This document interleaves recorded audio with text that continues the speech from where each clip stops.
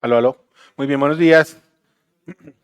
Veo que la iglesia está un poquito diezmada, entonces si alguien está atrás, lo invito a que pasemos un poco más adelante para que no vaya a estar allá peleando contra el mugre sueño ahora en un rato. Eh, Veníamos dando ya comienzo, digamos, a lo que vamos a enseñar hoy, si esto me lo permite. Ya.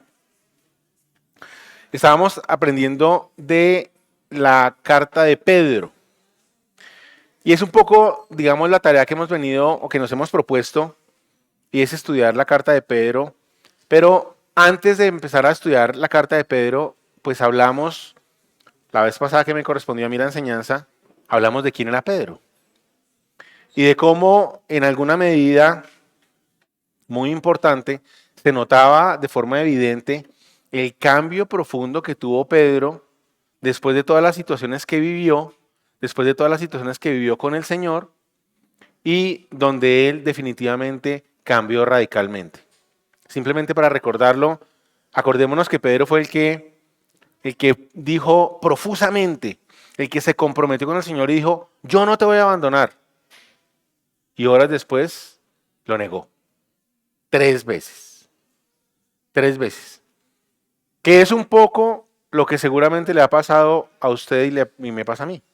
Y es que nos queremos comprometer con el Señor, pero resultamos dando pasos atrás y pasos atrás y pasos atrás. Y tanto así que Pedro incluso volvió a su vida anterior. Volvió a ser pescador en el mar de Galilea. Después de haber pasado por esta negación de Pedro, volvió allí.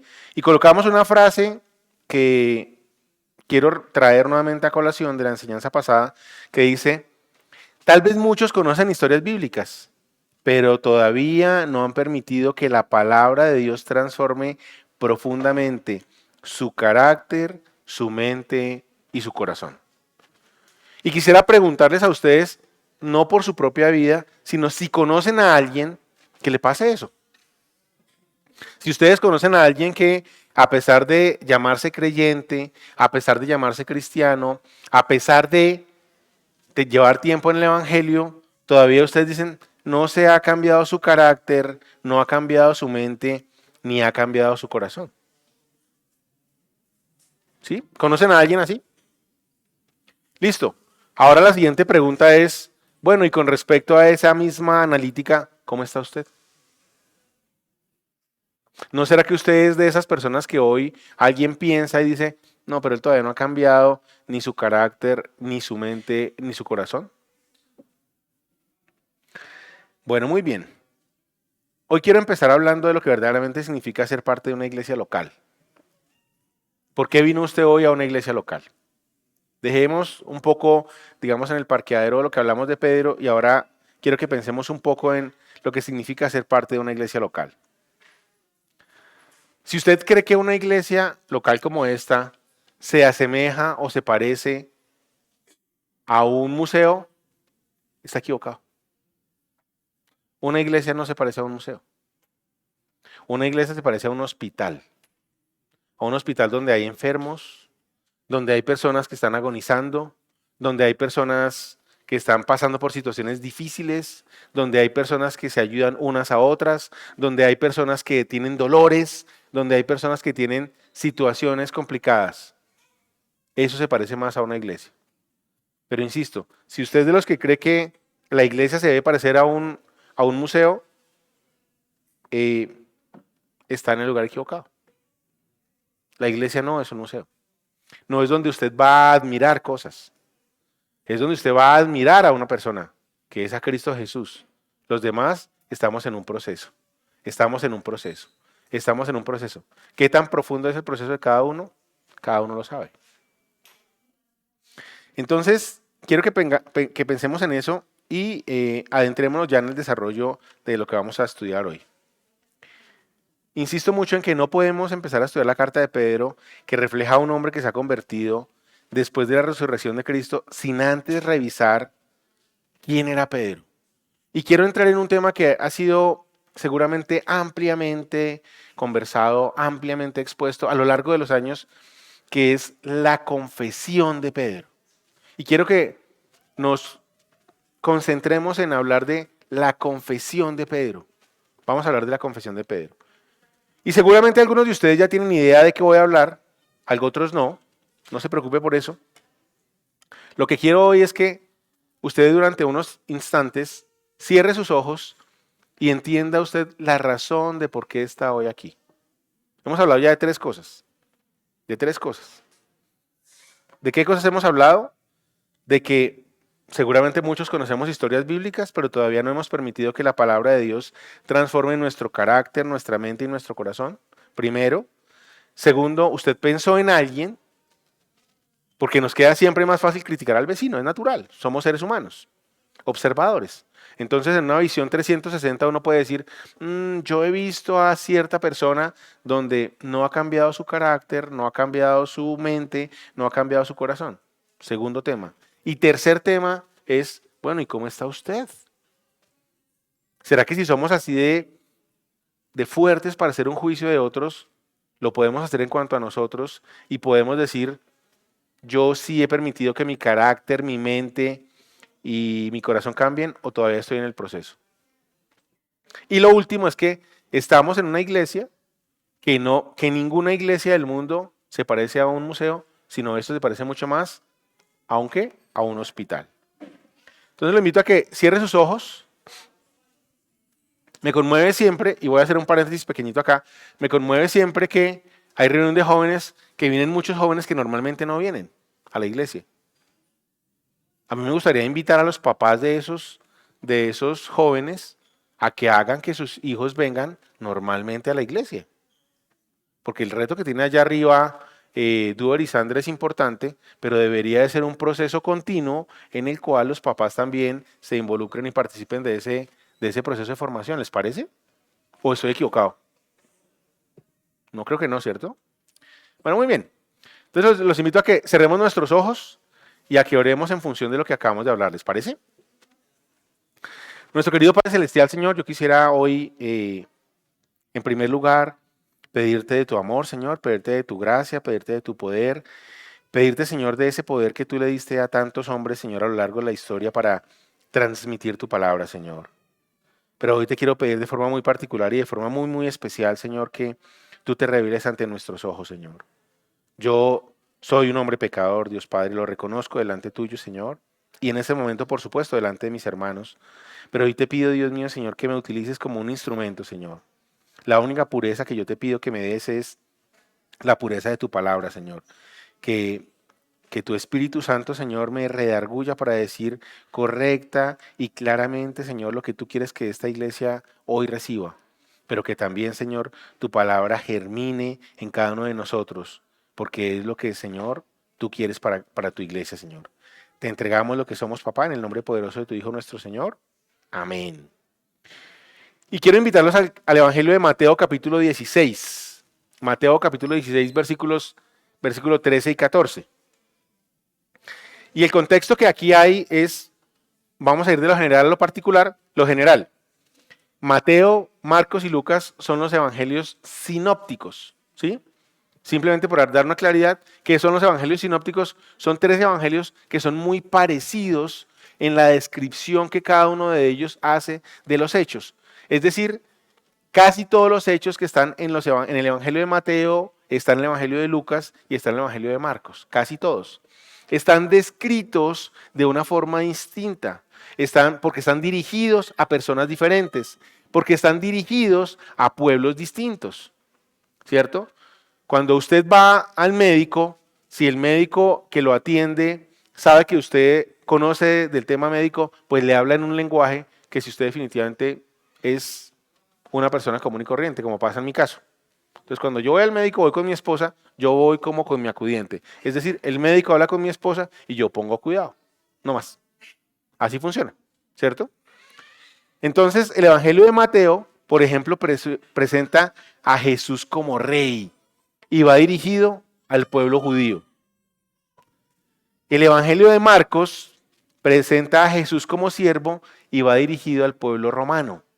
Y el Evangelio de Lucas, Lucas era médico, acuérdense, presenta a Jesús como hombre y va dirigido al pueblo griego, en términos generales. Vamos a leer Mateo al pueblo judío, capítulo 16, versículos 13 y 14. Dice así. Cuando llegó a la región de Cesarea de Filipo, Jesús preguntó a sus discípulos. ¿A quién le preguntó? A sus discípulos. A sus discípulos. Es decir, haga de cuenta que le pregunta a usted y a mí. Somos discípulos del Señor. ¿Quién dice la gente allá afuera? ¿Quién dice la gente que es el Hijo del Hombre? Refiriéndose a sí mismo. Le respondieron. Unos dicen que Juan el Bautista, otros que Elías y otros que Jeremías o uno de los profetas. Esa fue la respuesta que le dieron a Jesús.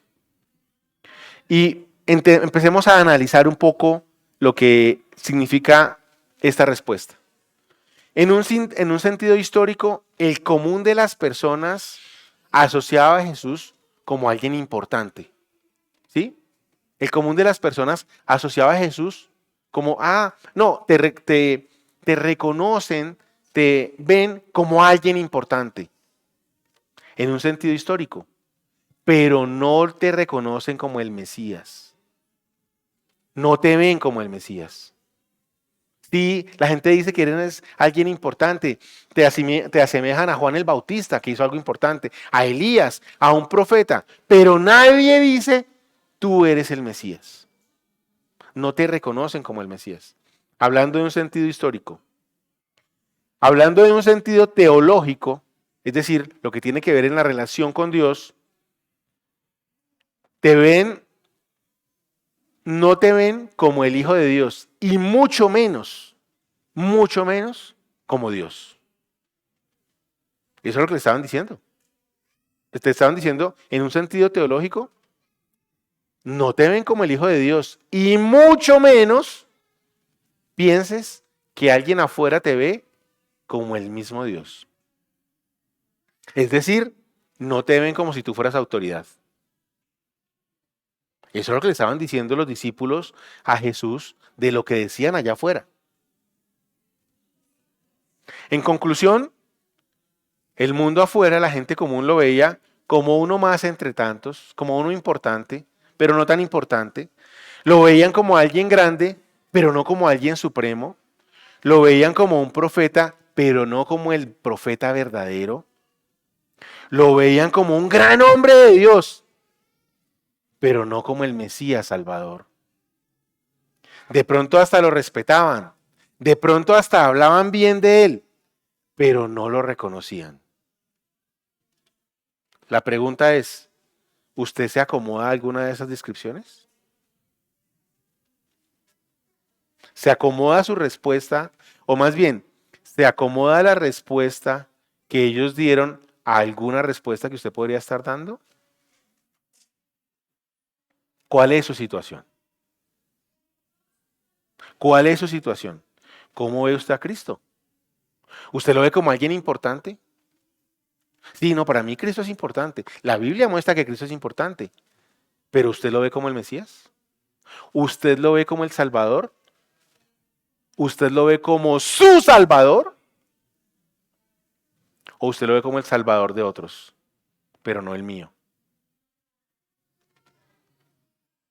Cuando uno le pregunta o hace un análisis un poquito exógeno, es decir, poniéndose en una condición afuera de lo que hizo Jesús, de que le preguntó a los discípulos qué decían de él afuera, qué decía la gente afuera, pues nos queda más fácil evaluar, ¿cierto? Y somos críticos. Oiga, pero ¿cómo es posible que Jesús, habiendo hecho milagros, habiendo hecho lo que había hecho, ¿cierto? Porque ya estaba en su ministerio, habiendo escogido a los apóstoles, habiendo llamado, habiendo enseñado, todavía la gente dudara y no fuera capaz de decir que era Dios y era el Hijo de Dios. Nos queda fácil entenderlo, pero la pregunta es para usted. La pregunta es para usted. ¿Cuál es su situación? ¿Cómo ve usted a Cristo? En lo íntimo de su ser, en lo profundo de su ser, en las lágrimas allá que usted tiene retenidas, en el dolor que tiene allá, en la rabia que le puede generar ciertas circunstancias, en la falta de perdón que usted tiene contra un familiar o contra alguien cercano a su vida. ¿Quién es Jesús para usted? ¿Quién es Jesús para usted? En ese campo donde usted llega y usted dice, yo no me puedo mentir a mí mismo. ¿Esto lo estoy haciendo bien o esto lo estoy haciendo mal? No importa cuántos años tenga. No importa cuántos años tenga. ¿Quién es Jesús para usted? Y le pregunto algo más profundo. ¿Cómo se siente usted frente a esa respuesta? ¿Se siente tranquilo? Pero como Jesús no se quedó ahí, avancemos a Mateo capítulo 16, versículo 18. Y era lo que se esperaba que pasara. Y era lo que a veces no creemos o no queremos que nos pregunten, ¿cierto? A veces no queremos que nos pregunten. Y voy a ser todavía más enfático, más claro, más diáfano, más transparente y más una persona que está en un hospital como este, que es una iglesia. Hay ocasiones en las cuales nosotros somos con mi esposa los responsables del Ministerio de Parejas durante hace algunos años y a veces nos toca dar unas enseñanzas donde yo digo, aquí yo me saco 3 sobre 5, raspando apenas, raspando apenas. El tema de perdonar rápidamente, difícil, difícil. Voy en el proceso, porque yo mismo no me puedo mentir. De eso se trata, yo mismo no me puedo mentir. Mateo capítulo 16, versículo 18. Y esta es una pregunta que hay dos cosas que no puede hacer. Ni usted ni yo podemos hacer. Hay dos cosas que frente a esto que el Señor hoy está planteando, hay dos cosas que usted no puede hacer. La primera, no la puede evadir. No la puede evadir. ¿Por qué? Porque yo se la voy a leer. Y la segunda, no se puede mentir. Porque el Señor se la está haciendo a usted a través de un burrito como yo. Mateo capítulo 16, versículo 18. Y usted, coloque su nombre. Y usted, ustedes, quién dice que soy yo? Preguntó Jesús. Jesús le está preguntando a usted hoy, ¿quién dice usted que soy yo? ¿Quién dice usted que soy yo? Tú eres el Cristo, el Hijo de Dios viviente, afirmó Simón Pedro. Y frente a una respuesta tan clara, tan corta, tan certera que da Simón Pedro, que no quiere decir que después no se equivoque, no quiere decir eso, la respuesta de Dios tampoco se hace esperar. De forma inmediata dice, dichoso tú, Simón, hijo de Jonás, dijo Jesús, porque eso no te lo reveló ningún mortal, sino mi Padre que está en el cielo. Yo te digo, tú eres Pedro, sobre esta piedra edificaré mi iglesia, y las puertas de los dominios de la muerte no prevalecerán contra ella. Y vamos a tratar de desarrollar un poquito la respuesta de Jesús en ese sentido. Porque a veces, tal vez nos confundimos. A veces de pronto pensamos que eso no tiene que ver con nosotros. Y esta frase, y vamos a dejar un momento, digamos, tranquilo la situación de las preguntas personales, de las respuestas personales, para entender un poco la respuesta de Jesús. Y esta respuesta, frase de Jesús, tú eres Pedro y sobre esta piedra edificaré mi iglesia, tal vez es uno de los textos más estudiados a lo largo de la historia por muchos eruditos, por personas que saben y por personas que somos apenas simples leedores como yo con respecto a una frase tan fundamental y tan importante como esta.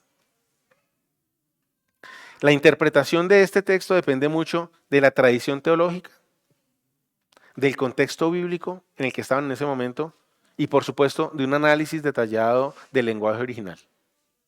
Esos son como los tres elementos que de alguna manera se han venido circunscribiendo alrededor de una interpretación tan profunda como esta. ¿Cuál es? Una tradición teológica, es decir, una estructura de pensamiento teológico, un contexto bíblico es lo que estaba pasando en el momento y un análisis detallado del idioma original. Hagamos un análisis muy de aprendizaje, digamos, para acercarnos a una realidad. El contexto, pues el contexto es que Jesús acaba de preguntar al mundo, ¿quién dice el mundo que soy yo? A través de sus discípulos. Ese es el contexto. Ese es el primer contexto. Pero cuando le responde Pedro, Pedro no le da una respuesta que se deba quedar históricamente en ese momento. Es una respuesta atemporal, es decir, que tiene vigencia en el momento en que hizo la pregunta el Señor y en el momento en que estamos hoy para usted y para mí.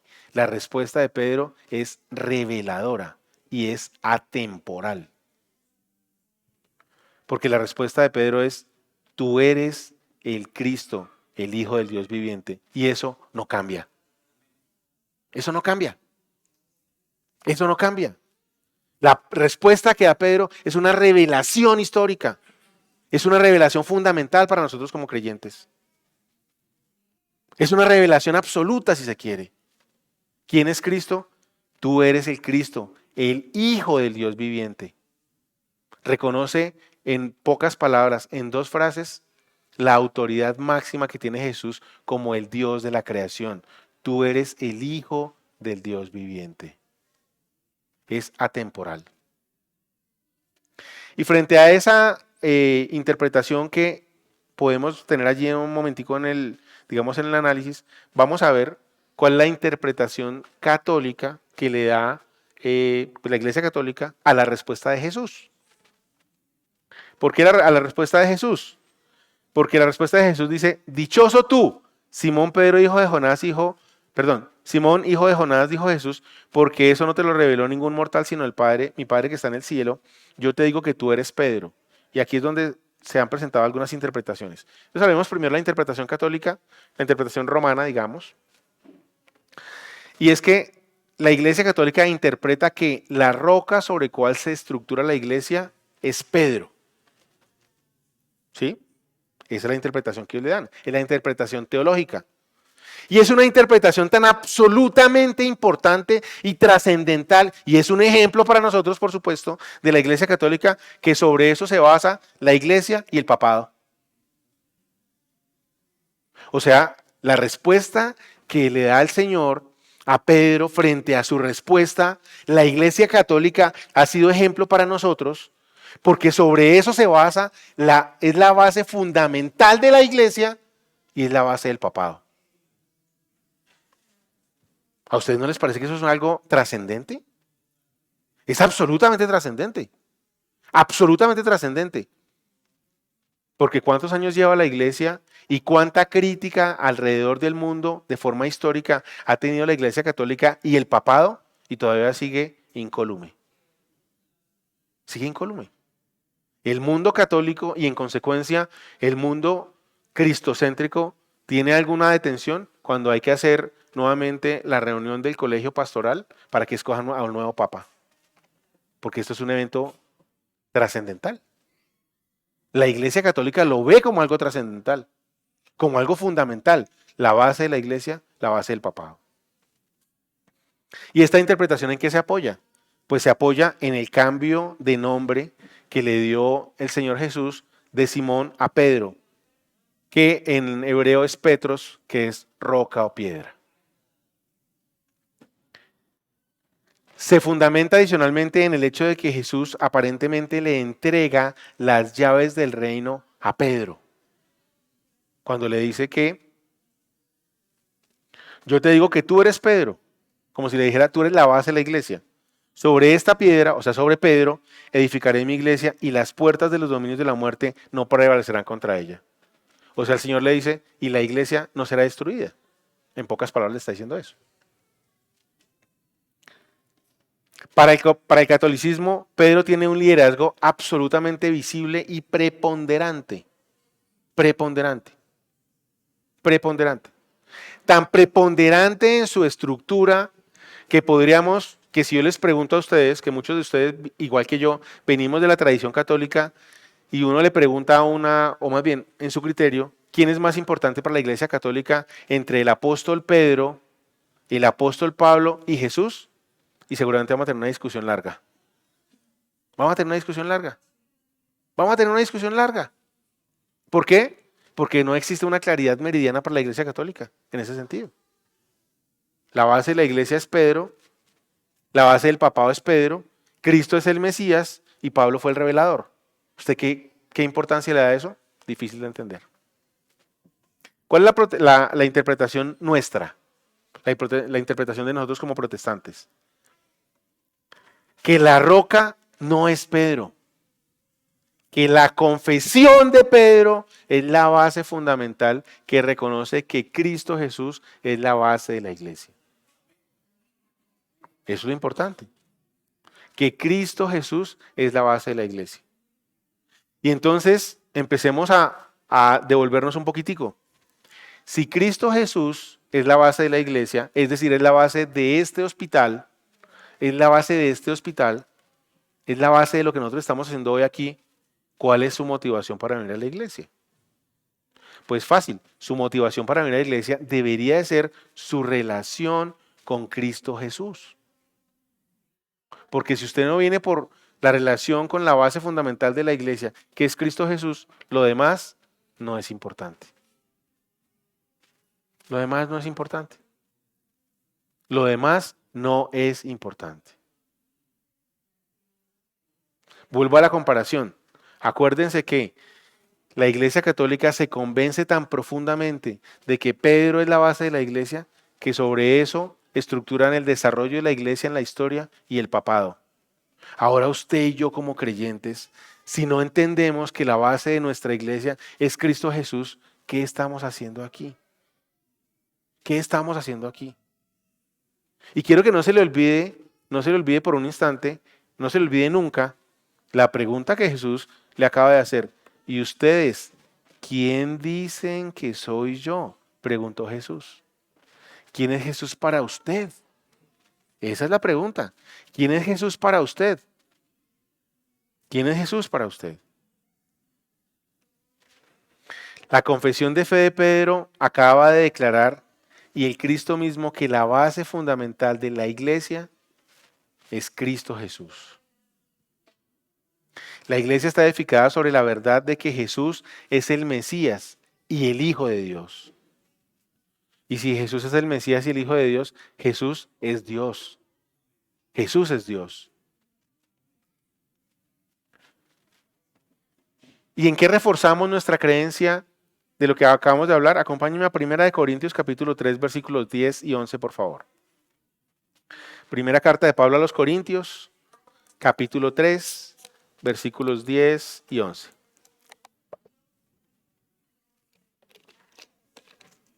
Dice así. ¿Ya estamos ahí? Dice, según la gracia que Dios me ha dado, yo, como maestro constructor, puse el fundamento y otro construye sobre él.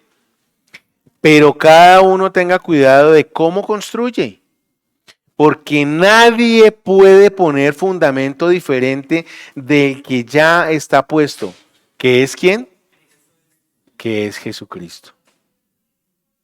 ¿Quiere otra prueba para que le demuestre que la base de esta iglesia es Jesús?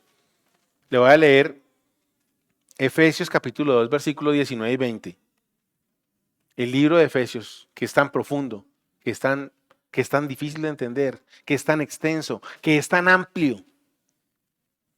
Por lo tanto, ustedes ya no son extraños, y eso no lo está diciendo a nosotros, ni extranjeros, sino conciudadanos del pueblo elegido y miembros de la familia de Dios, edificados sobre el fundamento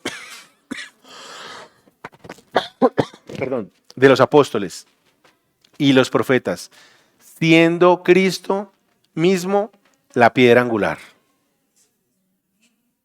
Siendo Cristo la piedra angular. Entonces, en este sentido, Pedro recibe un papel importante. Para cerrar esta parte, Pedro recibe un papel importante, no lo desconocemos. Pedro aparece como un líder destacado, lo reconocemos. Es el portavoz frecuente de los apóstoles, la iglesia lo demuestra, y los evangelios también. Y es figura central dentro del inicio de la iglesia. Pero Cristo es el único fundamento de la iglesia, y es el fundamento supremo de la iglesia. La iglesia le pertenece a Cristo, Cristo la fundamenta, la edifica y es la piedra angular. La confesión de fe de Pedro se centra en la declaración, tú eres el Cristo, el Hijo del Dios viviente. Y la iglesia construye la base sobre esta revelación. En conclusión, nuevamente, Cristo es el fundamento de la iglesia. Y ahora viene un análisis de ponernos un poquito en la posición de juez. Cuando el Señor le pregunta al pueblo, a través de sus discípulos, ¿quién es Cristo? Pues los discípulos vienen y le dicen, algunos dicen que Juan el Bautista, que Elías, que un profeta, y Pedro le responde diciendo, tú eres el Hijo de Dios, tú eres el Cristo, el Hijo del Dios viviente. Y aquí hay una conclusión. ¿Quién respondió correctamente? ¿Quién respondió correctamente? Pedro. ¿Y quiénes respondieron incorrectamente? Todos los demás. Entonces aquí, infortunadamente, no tenemos muchas elecciones. O usted responde correctamente o usted responde incorrectamente. Si para usted Jesús de Nazaret no es el Cristo, el Hijo del Dios viviente, aunque usted esté convencido, aunque usted ha afirmado, aunque quiera argumentar y discutir con lo que yo estoy diciendo, está equivocado. Discúlpeme, está equivocado.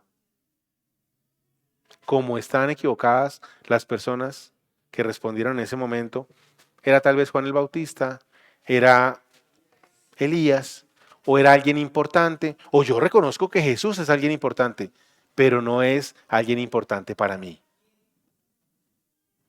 Y si la respuesta suya se acerca a esas, es el momento de que usted piense y reflexione de cómo debe usted aceptar que Cristo o que Jesús es Cristo, el Hijo de Dios viviente, para su vida.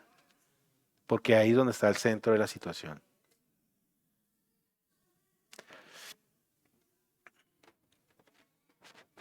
Aceptar a Jesús es una revelación que exige rendición. Aceptar verdaderamente a Jesús comienza como reconocer que Él es el Dios mismo revelado y hecho carne. Si Jesús es Dios, no puede ser opcional en su vida. Si usted ya reconoció que Jesús es Dios, que es el Hijo de Dios, Jesús para usted no puede ser una opción. Es la única opción. Si Jesús es Dios, no puede ser adaptado a sus preferencias o a las mías. Si Jesús es Dios, yo no puedo negociar con Él, porque Él ya se sacrificó en la cruz por mis pecados. Él ya se sacrificó en la cruz por mis pecados. Aceptar que Jesús es Dios significa reconocer su autoridad total y absoluta en mi vida, en mis decisiones, en mi futuro y en mi relación con el pecado. Y ese es el reto que tenemos ahora. Si usted ya entendió que cualquier respuesta que dé con respecto a Jesús no puede ser diferente de que Jesús es Dios y es su Mesías, usted tiene que empezar a vivir de una forma distinta. ¿Por qué? Porque es el Dios de su vida. Por eso estamos acá. Por eso estamos acá. No estamos por algo diferente. No estamos por algo opcional. Y toda la Biblia de alguna forma empieza a tener mucho más sentido. Bueno, yo no me quiero congregar porque es que yo no me congrego porque es que la iglesia tiene muchos defectos y el pastor y los que hablan y los hermanos y etcétera. Sí, pero es que el fundamento de la iglesia misma es Cristo Jesús. Y si usted no se congrega, ¿dónde está su fundamento? ¿Dónde está su fundamento? ¿O es que usted está pensando que cuando llegue al reino de los cielos, usted va a vivir en una isla donde usted esté solito? Eso no va a pasar. Eso no va a pasar. Eso no va a pasar. Eso no va a pasar. Jesús mismo afirma que esta verdad no nace de la lógica humana, sino de la revelación divina. Jesús mismo le dice a Pedro, tú, esa idea, esa respuesta que tú me acabas de dar, nadie te la reveló. Esa respuesta viene de Dios. Te la reveló el Padre Celestial. Si usted y yo queremos aceptar a Jesús como nuestro Salvador, lo primero que tenemos que tratar de hacer y con quien tenemos que tener una relación es con Dios, para que Él nos revele la verdad de su Hijo en nuestras vidas. De eso se trata.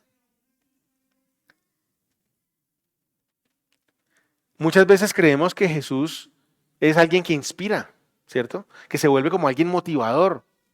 Como cuando uno ve programas ahora de tantos deportistas que uno los ve que se esfuerzan tanto y que entregan su vida completa para ganar títulos, porque ser un buen deportista, un deportista de élite implica un esfuerzo enorme.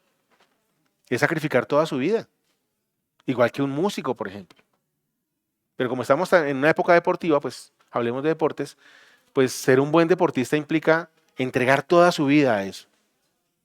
Y a veces creemos que esos modelos de vida, de exigencia, cuando comen, en lo que se levantan, la disciplina, el ejercicio, el entrenamiento, lo que sea, se vuelve como algo motivador para nuestras vidas. Jesús no es algo motivador para nuestras vidas. Jesús es la esencia de nuestras vidas. Jesús es la esencia de nuestras vidas.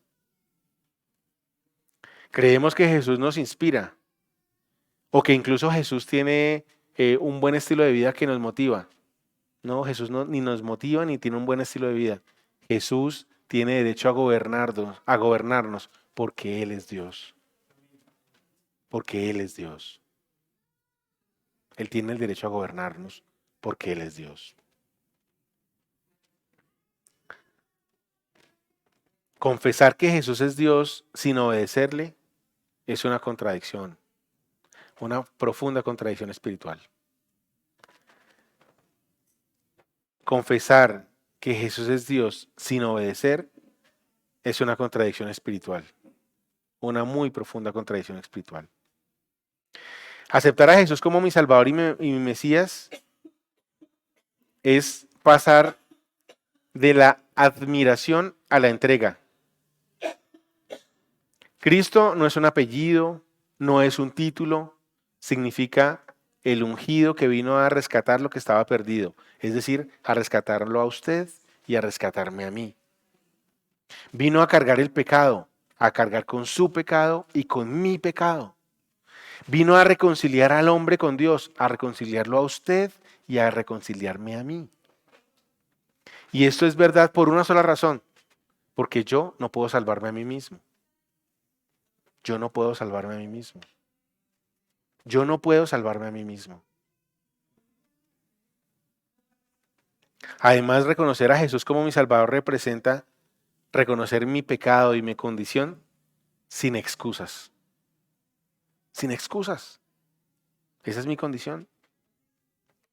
Implica dejar de justificar mis viejas maneras de vivir y transformar mi forma de vida de manera que yo pueda dar testimonio real y verdadero. Significa abandonar el control del cual nosotros a veces nos cuesta tanto trabajo soltar, que es el control de nuestras vidas, donde creemos que somos los autores de todo nuestro éxito o la causa de todo nuestro fracaso. Somos extremistas, vivimos en esas condiciones. Creemos que nuestro éxito es producto de nuestro esfuerzo y de nuestra capacidad intelectual y de nuestras capacidades, y es que así somos, ¿cierto? Así somos.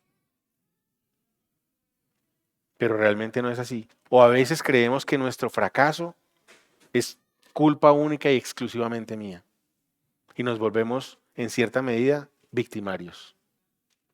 Pero como hay tantos campos en los cuales usted y yo nos enfrentamos en la vida, en el caso particular de los hombres como hijos, hermanos, esposos, padres, creyentes, siervos, pues hay cosas que a ustedes salen bien y hay unas que les salen mal. Entonces a veces hacer ese balance entre lo que a usted le sale bien y le sale mal, muchas veces lo deja en déficit. Y usted vive amargado y vive triste porque usted se siente en déficit. O porque se da cuenta muy tarde que dedicó su vida completa, su vida entera, a un esfuerzo enorme al que le dedicó todos sus recursos, todo su tiempo, toda su salud, todo lo que era importante para usted verdaderamente, para al final de sus años darse cuenta que estaba subiendo por una escalera que estaba recostada contra la pared equivocada. Contra la pared equivocada. Aceptar que Cristo es mi Salvador representa reconocer mi pecado sin excusas, dejar de justificar mis viejas maneras de vivir y abandonar el control de mi vida y entregárselo a Él porque Él es Dios.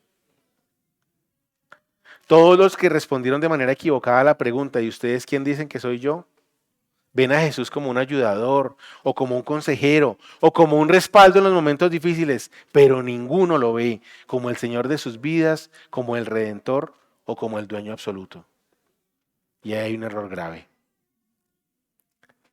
Jesús no vino a mejorar nuestra vieja forma de vivir, vino a darnos una nueva forma de vivir. Perdón.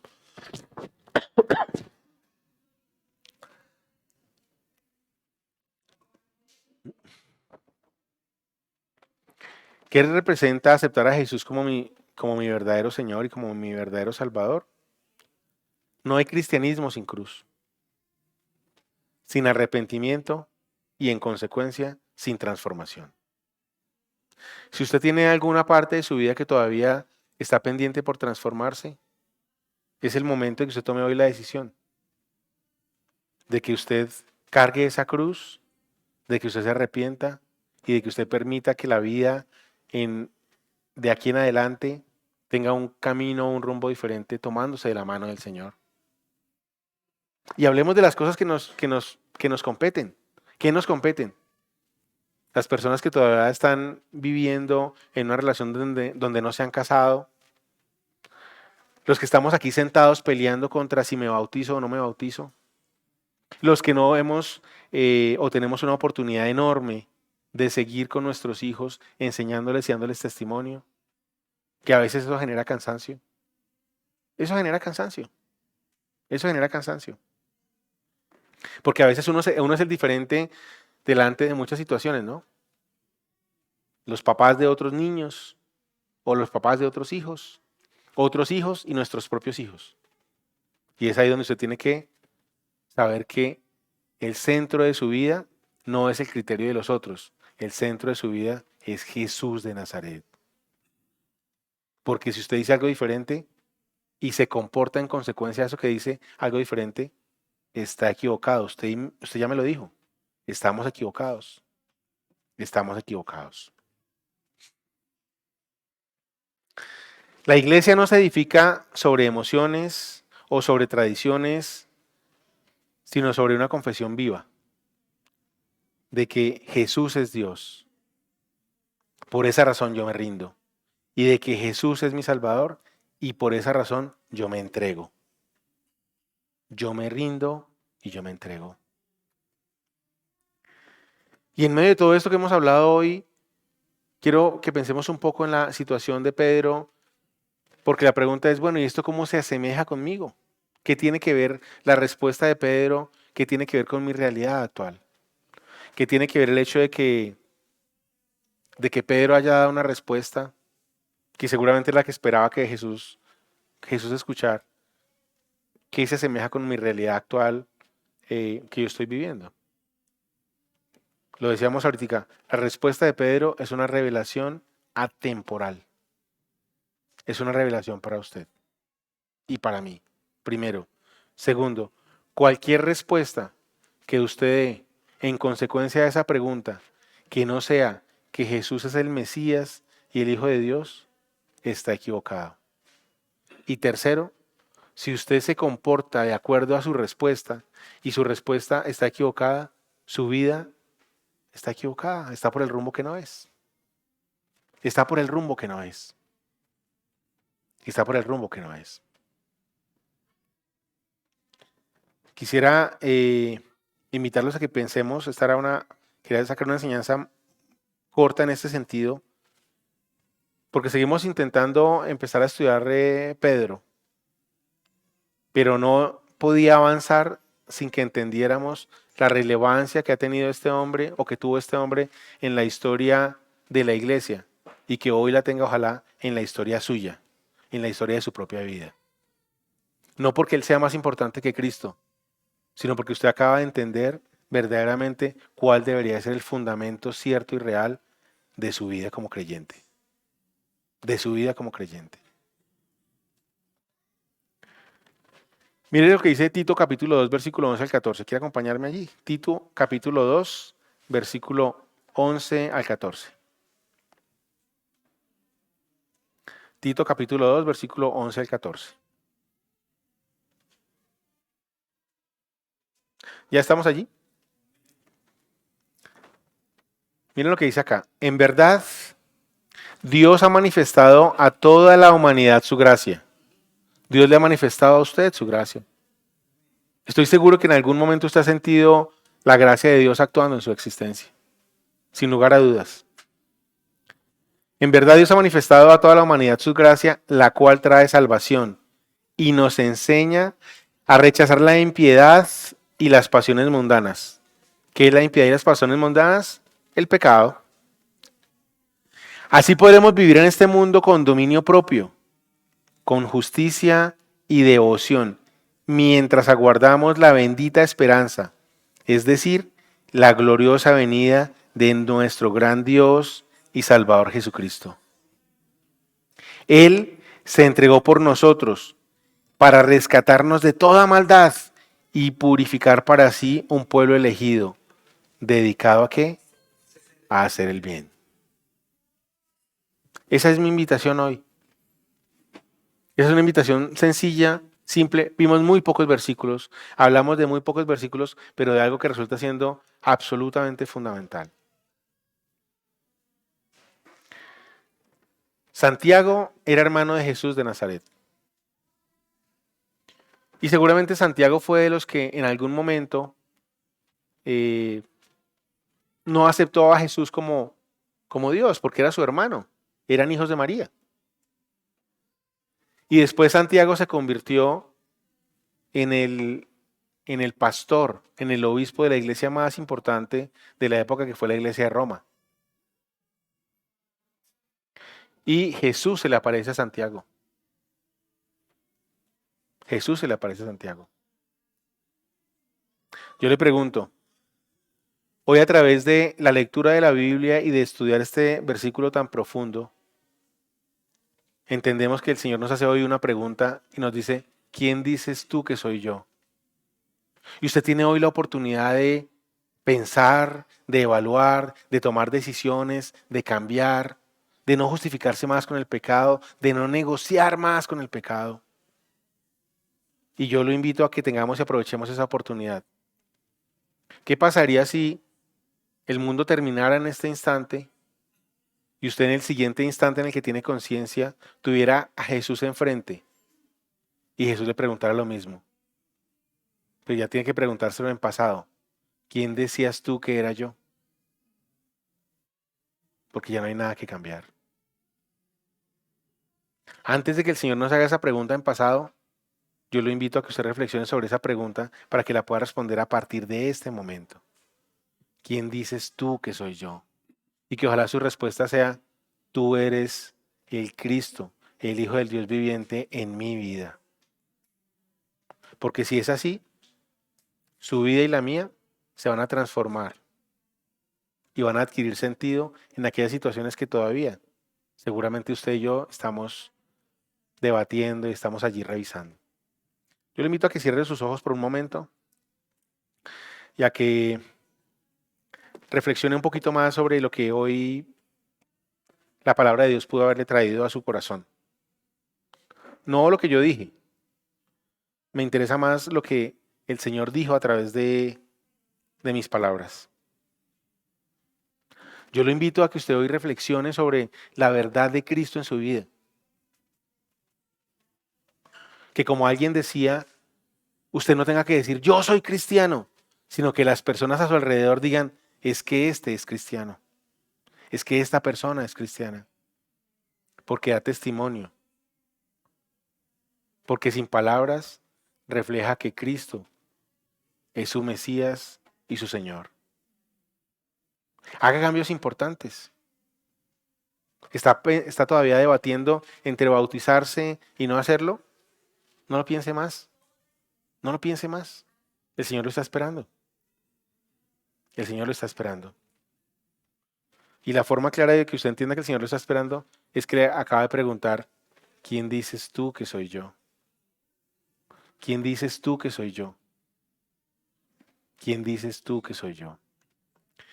Nuestro querido Padre Celestial, queremos darte las gracias por la oportunidad que tú nos das hoy, Señor, de aprender de tu palabra, Señor. En primera instancia por permitirme a mí aprender de lo profundo que representa la respuesta de Pedro, Señor.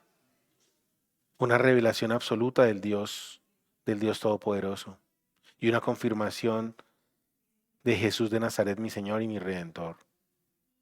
Yo te pido, Dios mío, Señor, que nos des la fortaleza y la valentía para cambiar y transformar nuestras vidas, pero sobre todo para dar testimonio, Dios mío, Señor, de que esa sangre derramada allí en la cruz del Calvario fue para mi salvación, fue por mis pecados, fue por mi equivocación, pero que hoy con alegría y compromiso puedo decir que tú eres el Cristo, el Hijo del Dios viviente, que tú eres mi Señor y mi Salvador.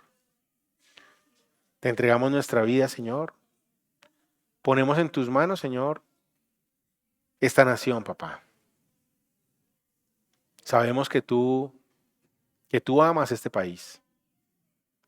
Yo te pido, Señor, que tú lo tengas en tu corazón y que nos permita, Señor, vivir de una forma que dé testimonio de ti, Señor del cielo. Primero como creyentes y segundo como ciudadanos. Te entregamos lo que somos nuestro Señor en este día, en el nombre poderoso de tu Hijo, nuestro Señor y nuestro Salvador, nuestro buen Jesús de Nazaret, con el poder de tu Espíritu Santo, Señor. Amén y amén. Muchas gracias.